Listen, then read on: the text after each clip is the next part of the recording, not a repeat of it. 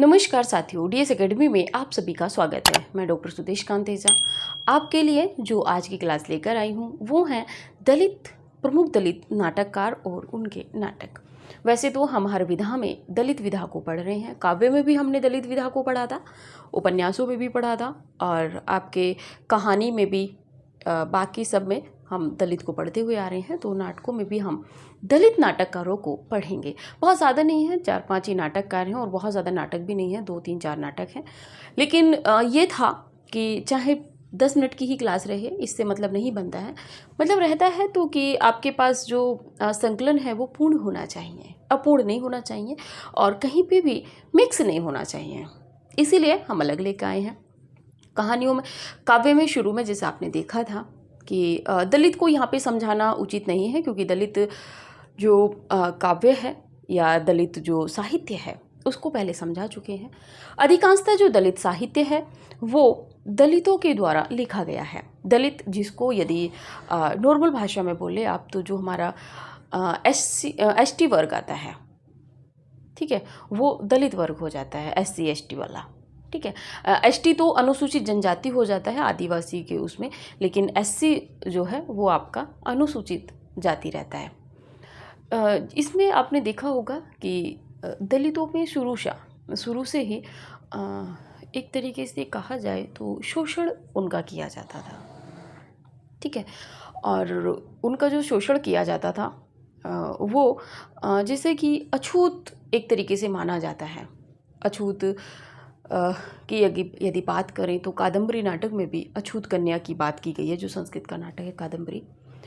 तो इसमें क्या है कि यदि आपसे निम्न कार्य कराए जाते हैं, जिन कार्यों को कोई नहीं करेगा, उनको एक तरीके से कहा जाए तो अछूत करेंगे या दलित करेंगे।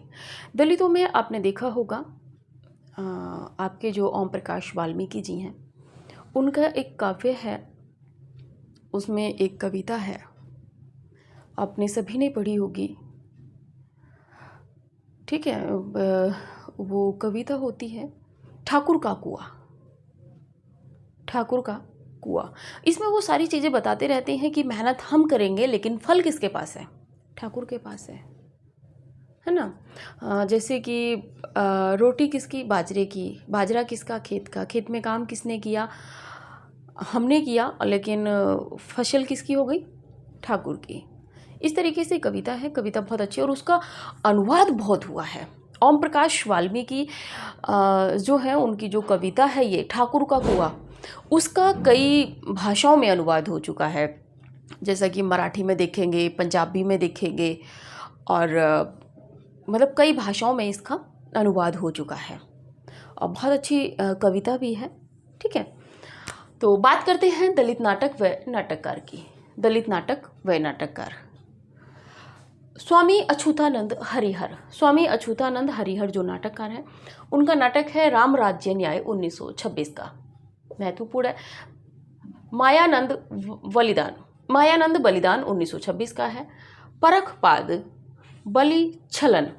ठीक है, तो इसमें मायानंद बलिदान, परखपाद भी थोड़ा सा याद रखिएगा, बलि छलन भी एक तरीके से इन्होंने दिखाया है कि जैसे कि एक पौराणिक तथ्यों को आधुनिक तथ्यों से जोड़ते हुए इन्होंने अपना ये दलित नाटक लिखा है। ठीक है, बात करते हैं ज्योतिबा फूले या ज्योतिबा फूले। इनका नाटक है त्रिरत्न। त्रिरत्न वैसे तो बौद्ध धर्म में त्रिरत्न माने गए हैं, लेकिन यहाँ पे इनका नाटक ही त्रिरत्न है। रामेश्वरी प्रसाद राम की यदि बात करें तो अछूतोद्धार 1926 का इनका नाटक है। अगले नाटककार है सुशीला टकभोरे। सुशीला टकभोरे का नाटक है नंगा सत्य। नंगा सत्य, रंग और व्यंग्य, ये जो दोनों नाटक हैं ये सुशीला टकभोरे के हैं। हालांकि यहाँ से जो प्रश्न बनेगा वो सीधे सीधे आपके दलित रचना को देके बनेगा कि निम्नलिखित में से दलित रचना है या नहीं है। ठीक है, तो आप स्क्रीनशॉट लीजिए, फिर उसके बाद देखते हैं आगे। 2 नाटक और बचे हैं, बहुत ज़्यादा नहीं था, हमने आपको पहले ही बताया था।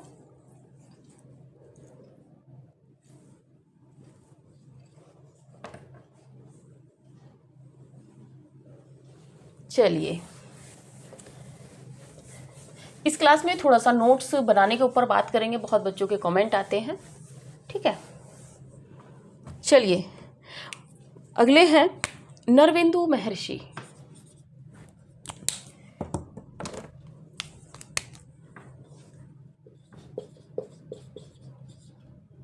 नवेंदु महर्षि, इनका नाटक है नई रामायण।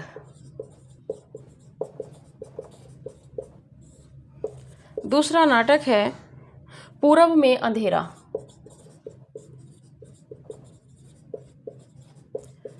और तीसरा नाटक है इनका आर्यदेव चरित।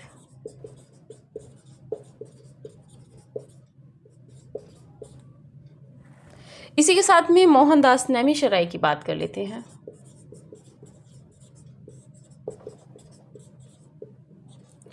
मोहनदास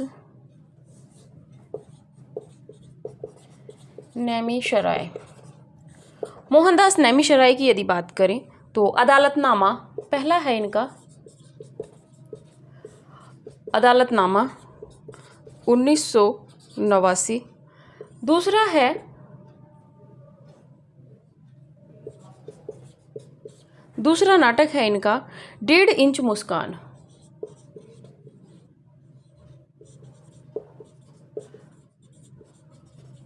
डेढ़ इंच मुस्कान। और तीसरा नाटक है क्या मुझे खरीदोगे। क्या मुझे खरीदोगे 1990 का। फोर्थ नंबर पे है हेलो कामरेड।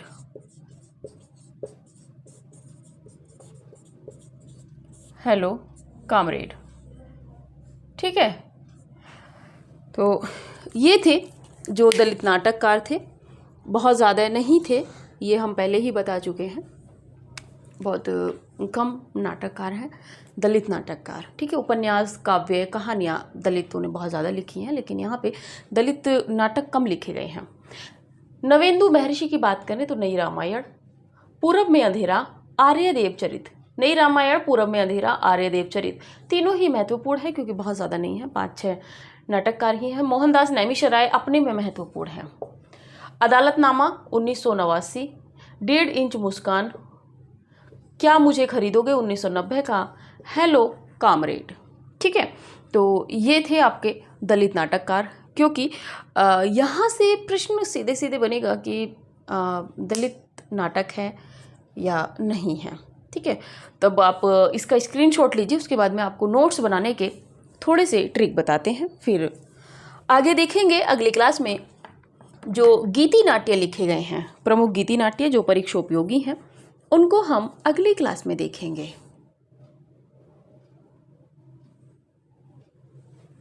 चलिए,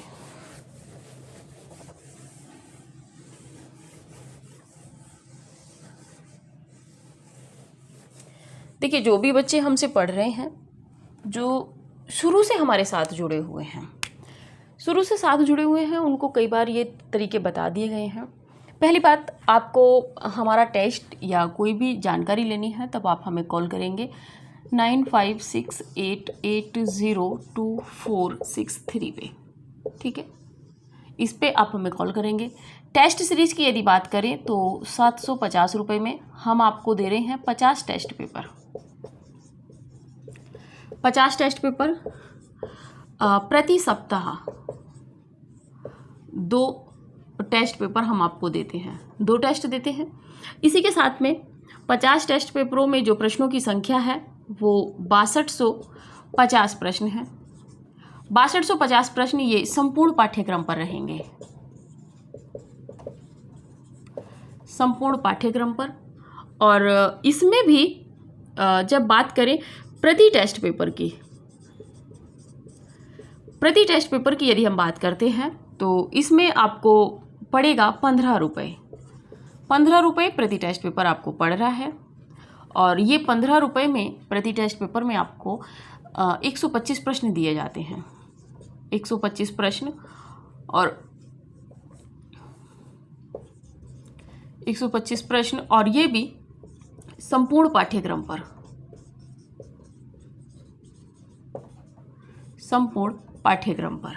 ठीक है, तो जिनको भी टेस्ट पेपर लेना है वो डेमो के रूप में भी यदि देखना चाहते हैं तो इसी नंबर पे व्हाट्सअप करेंगे, और नहीं तो इसी नंबर पे कॉल करके आप अपना टेस्ट पेपर ले सकते हैं।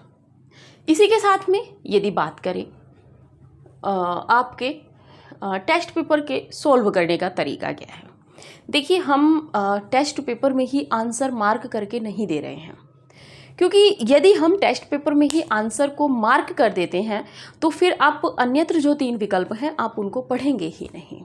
ठीक है, और जबकि जो 3 विकल्प रखे जाते हैं वो बहुत सोच विचार करके रखे जाते हैं। जो 3 रचनाएं अन्यत्र विकल्प में रखी जाती हैं वो बहुत सोच समझ के रखी जाती हैं, अनायास ही नहीं रखी जाती हैं। दूसरी बात, आपको सुबह टेस्ट पेपर दे दिया जाता है, शाम में आपको उत्तर कुंजी दे दी जाती है। सुबह आपको जब टेस्ट पेपर दिया जाएगा पीडीएफ में आपको टेस्ट पेपर प्रेषित किया जाता है सुबह 10 से 11 के बीच में।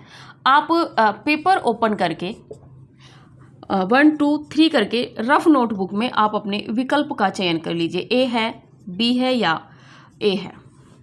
आपको पेपर दे दिया गया, शाम में जब आपको उत्तर कुंजी दी गई, ठीक है, उत्तर कुंजी के बाद में आप मिलान कीजिएगा इस आंसर की से, इसको आप बंद कर दीजिएगा। इससे आप मिलान कीजिएगा कि ए का क्या ए ही सही था कि इसका सी सही था। अगर इसका सी सही है तो इस पे आप गलत का निशान लगाइए या छोड़ दीजिए।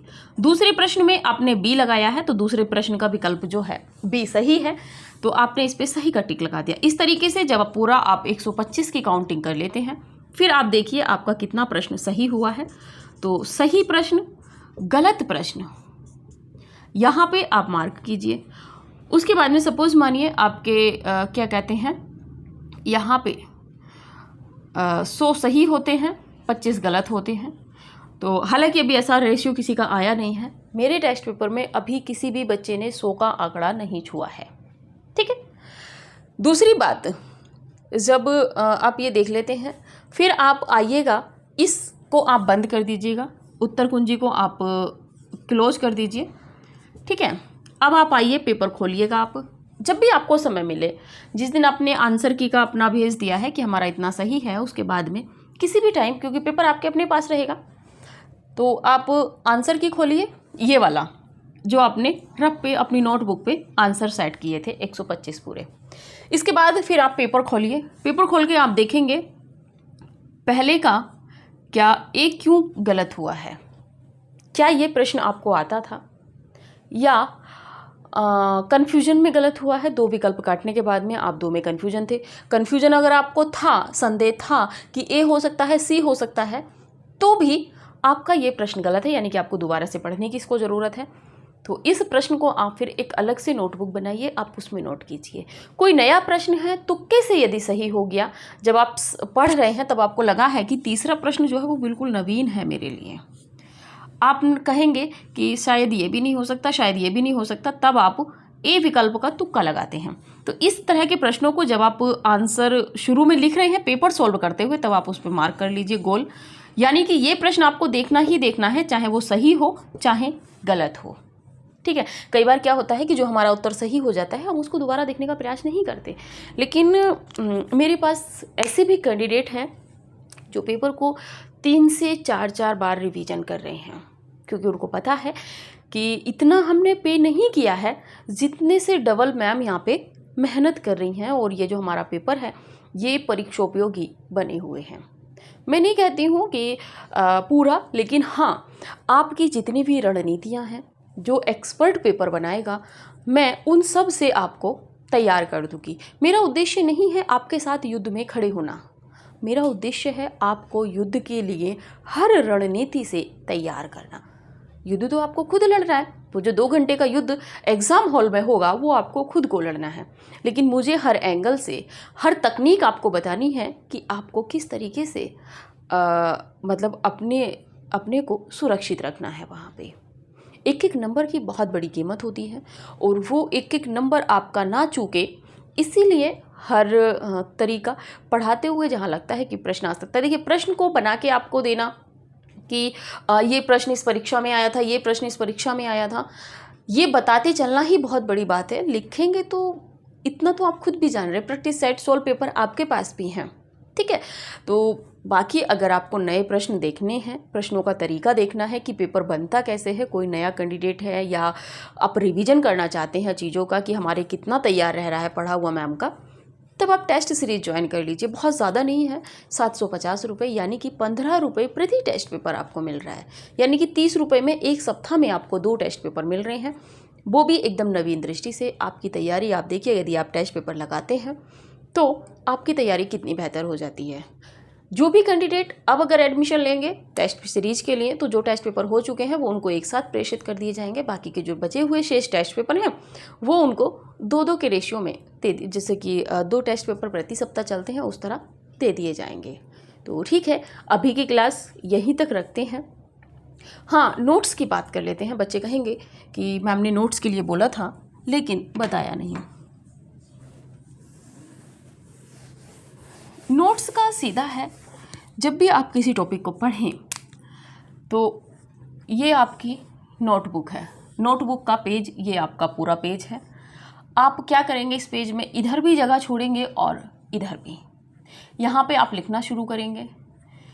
उसके बाद में लगा कि आपको ये जो रचनाकार थे ये यहाँ तक आके समाप्त हो गए हैं, फिर आप कम से कम इतना पेज यहाँ पे छोड़िएगा। साइडों में तो छोड़ा हुआ है लेकिन आप यहाँ भी स्पेस छोड़िएगा। क्यों? क्योंकि अगर कोई नया तथ्य इनसे संबंधित आपको मिलता है, कोई नया प्रश्न आपको मिलता है तो आप यहाँ पे नोट कर लें, ठीक है। जब भी आपका कोई टॉपिक ख़त्म होता है तो कम से कम 2 से 3 या 4 पेज आप वहाँ पे छोड़ सकते हैं, ठीक है। तो ये है कुछ नोट्स बनाने की, और साथ के साथ आप रिवीजन करते हुए चलिए, नोट्स बनाते हुए चलिए, और फिर देखिएगा आप लास्ट में सब सफलताएं आपके कदम चूमेंगी, ठीक है। तो अभी की क्लास यहीं तक रखते हैं, मिलेंगे अगली क्लास में। जो गीति नाटककार हैं और नाटक हैं उनको देखेंगे, ठीक है। और इसके बाद फिर प्रवेश करेंगे निबंध विधा में, और कैसे हम सारी विधाओं को पढ़ते हुए हिंदी साहित्य के इतिहास की यदि बात करें तो हम बिल्कुल अंतिम चरण में पहुंचने वाले हैं। आलोचना रहेगी, क्योंकि आलोचना टीजीटी में कम प्रश्न बनते हैं, पीजीटी में बनते हैं, लेकिन हमें पढ़ाना टीजीटी पीजीटी दोनों को है, तो हम आलोचना भी आपको पूरी पढ़ाएंगे और उसके साथ में विधाओं पे चर्चा करेंगे। तो ठीक है, अभी की क्लास यहीं तक रखते हैं, मिलेंगे अगली क्लास में अगले नए गीति नाट्यकारों के साथ में। तब तक के लिए नमस्कार।